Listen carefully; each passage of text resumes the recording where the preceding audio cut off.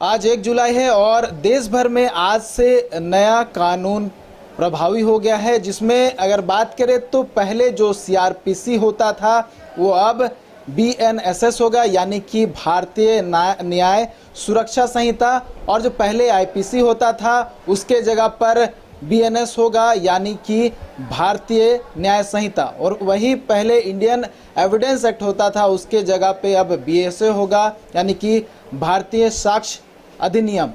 हमारे साथ Ranchi district bar association के महासचिव संजय विद्रोही हैं, अधिवक्ता भी हैं। इनसे समझने के लिए हम पहुंचे हैं कि जो नया कानून आज से लागू हो रहा है पूरे देश भर में, इससे क्या कुछ इम्पैक्ट जो है देश भर के अधिवक्ताओं पर पड़ेगा, जो पुलिसकर्मी काम करते हैं उन पर पड़ेगा, और जो आम जन है उन पर क्या कुछ प्रभाव पड़ेगा। सबसे पहले 3 कानून क्या है और ये क्यों ज़रूरत पड़ी और इससे क्या कुछ इम्पैक्ट जो है देश भर में पड़ेगा। देखिए, जैसा कि आपने कहा कि पूर्व में जो 3 कानून चलते थे, इंडियन पेनल कोड था, सीआरपीसी था और आपका इंडियन एविडेंस एक्ट था।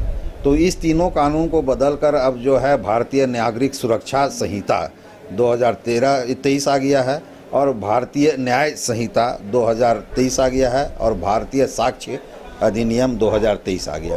अब आप इसके नाम से ही समझते होंगे, जैसे पहले इंडियन पेनल कोड मतलब हो गया किसी को सज़ा देने की बात उसमें झलकती थी, अब हो गया न्याय शब्द जोड़ा गया है। तो ये तीनों कानून को लाने का ज़्यादातर तात्पर्य यही है सेंट्रल गवर्नमेंट का कि न्याय मिले लोगों को, आम पब्लिक को न्याय मिले, जल्द से जल्द न्याय मिले, उसकी इसमें सुविधा प्रदान करने की बात की गई है। और वैसे मूलभूत चेंजेस भी किए गए हैं इसमें।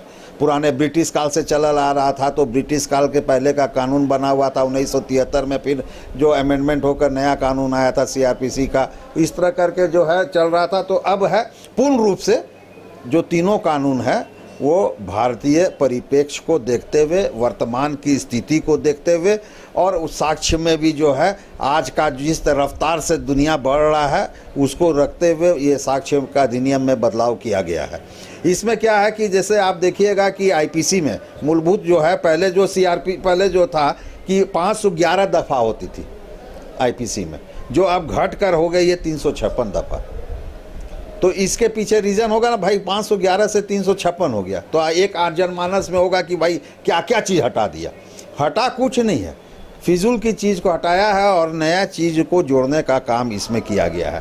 पहले जो दूसरेपन आपराधिक षड्यंत्र का जो सेक्शंस होता था, जिसमें कि सामूहिक रूप से अगर कोई सम्मिलित होकर एक मोटो माने अगर कोई क्रिमिनल वारदात को अंजाम देता था तो उसमें 34 लगता था, जिसमें कि सभी को एक साथ में जोड़ के ट्रायल चलता था। अब उसका सेक्शंस को कर दिया बीएनएस में, भारतीय न्याय संहिता में जो है 3/5 माने 3 का उपबंध 5 में कर दिया गया है।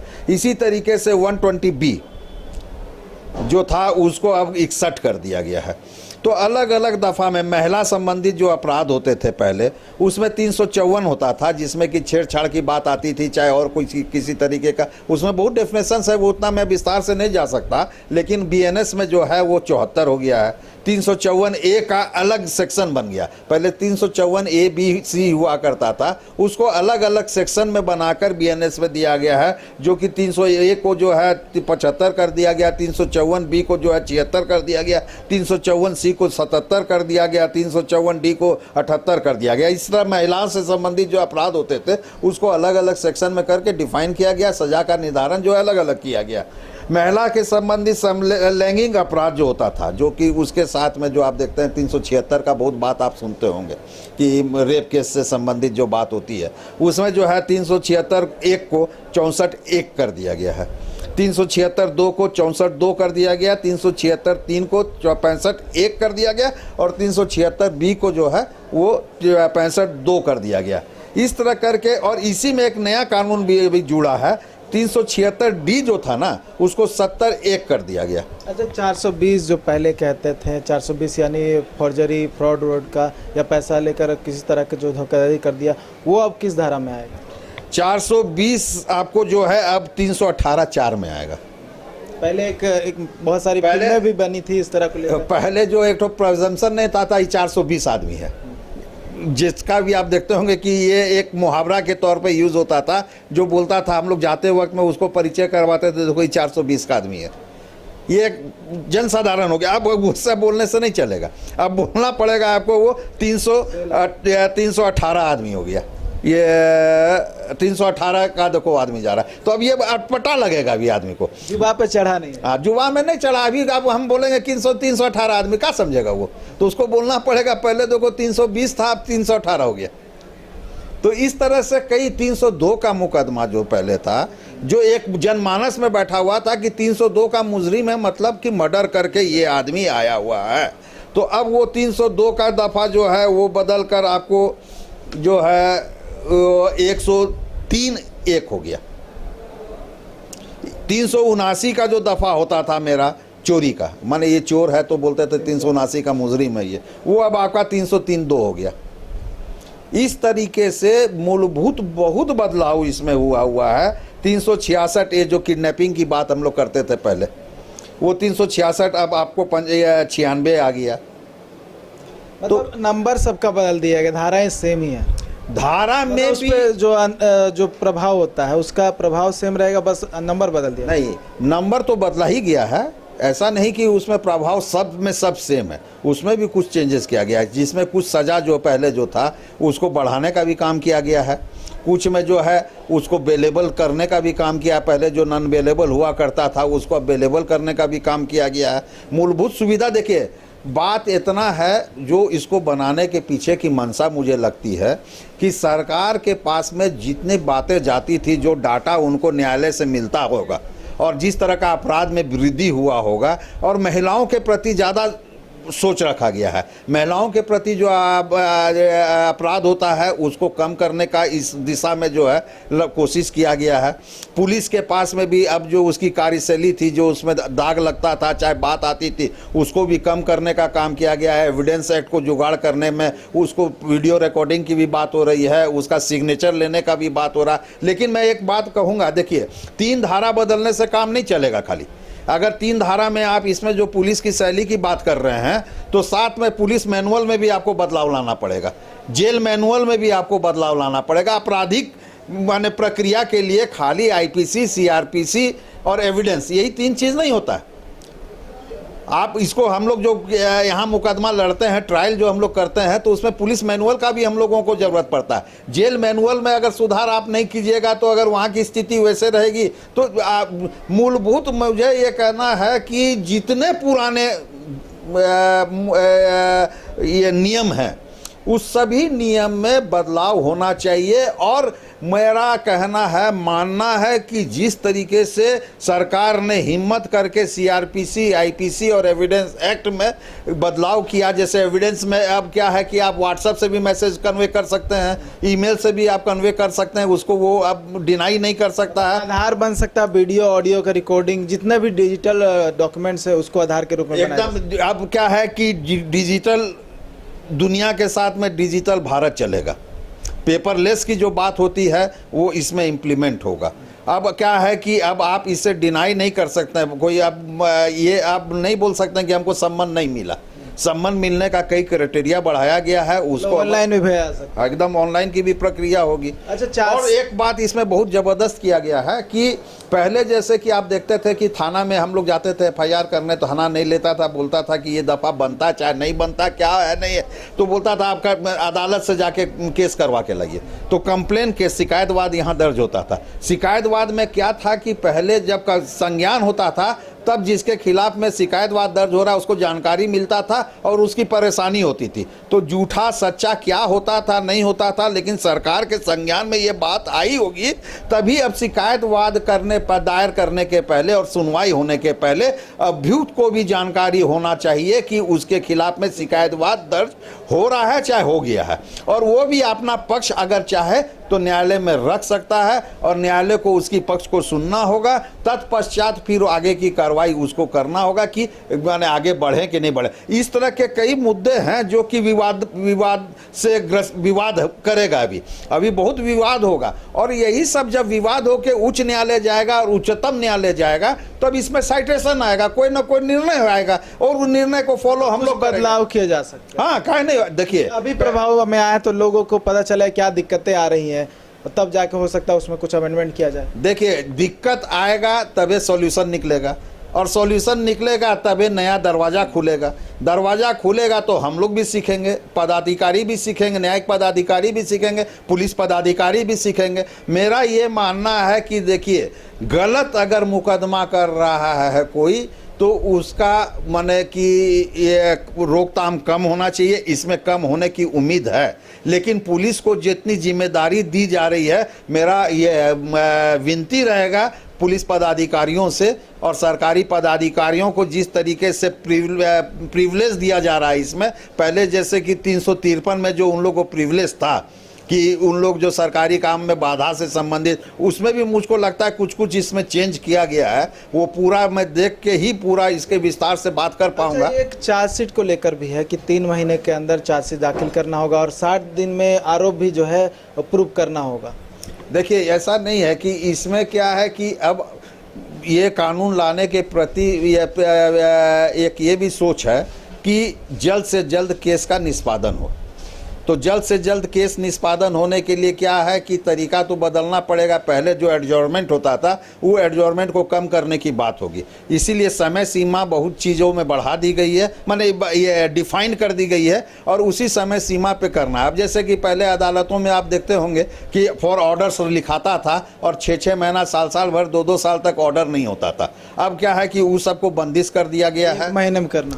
उसमें क्या है कि आपको 21 दिन या 15 दिन है, उसके बाद फिर ग्रेस पीरियड कुछ दिन है। लेकिन उनको न्यायिक पदाधिकारियों को चाहिए कि जो पहला टर्म दिया हुआ है उतना ही में कर दिया जाए। और मैं आपके माध्यम से एक बात कहूँगा, इसमें कुछ छूटा हुआ है, जैसे कि न्यायालय के द्वारा जो आजकल ई सर्विसेज की बात की गई है, पेपरलेस की बात की गई है, तो इसमें ये बात भी कहीं अगर आ जाता कि आदेश करने के उपरांत इतने दिन में इसको जो है सॉफ्टवेयर के ईमेल इसमें ई सर्विसेज में लोड करने का भी प्रावधान अगर होता तो ये बहुत अच्छा होता। काय के लिए इससे अभियुक्तों को भी, चाहे सूचक को भी, और जो वकील हैं उसको भी, और उसको ऊपर जाने की बात में रहती है तो इस सब में उसको मदद मिलती है। राजद्रोह को देशद्रोह में बदल दिया गया है, कानून को पूरी तरह से बदल दिया गया, उससे क्या कुछ इम्पैक्ट पड़ेगा?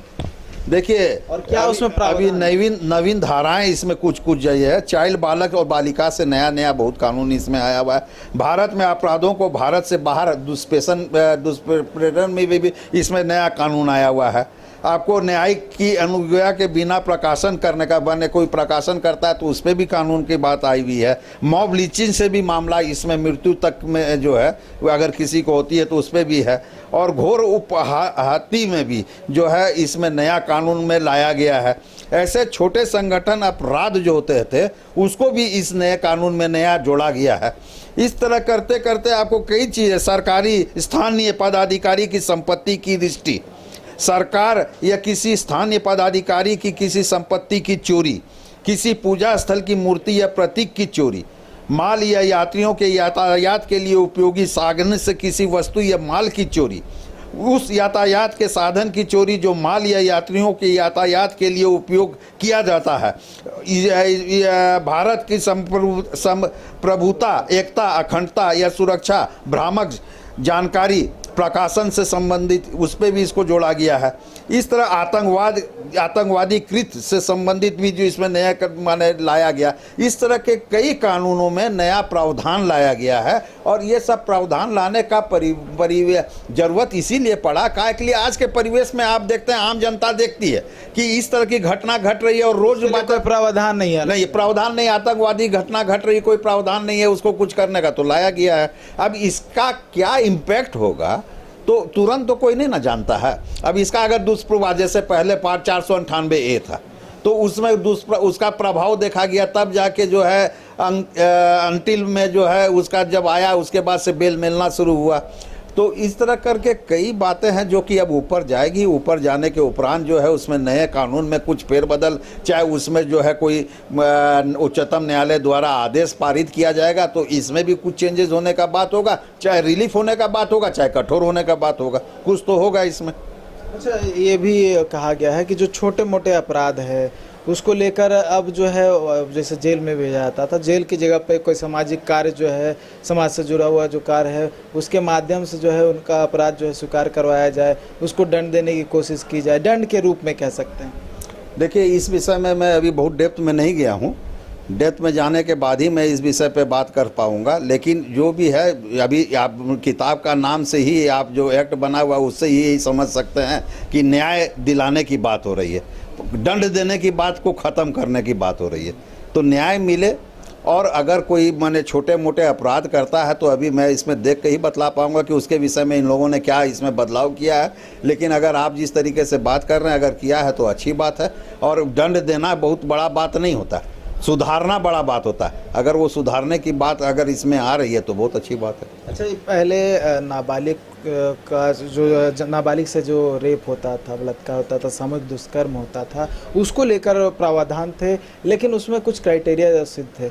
अब अभी जो नया कानून आया है उसके तहत जो है, जो 12 साल की नीचे की जो नाबालिग होगी उससे अगर गैंग रेप होता है तो मृत्युदंड का भी प्रावधान रखा गया है। उसके साथ साथ और भी कई क्राइटेरिया में बांटा गया है। मैंने आपको पहले भी कहा कि महिलाओं से संबंधित जो अपराध होते थे उसमें बहुत बदलाव किया गया। महिलाओं को जो है बहुत प्रोटेक्ट करने की बात की गई है।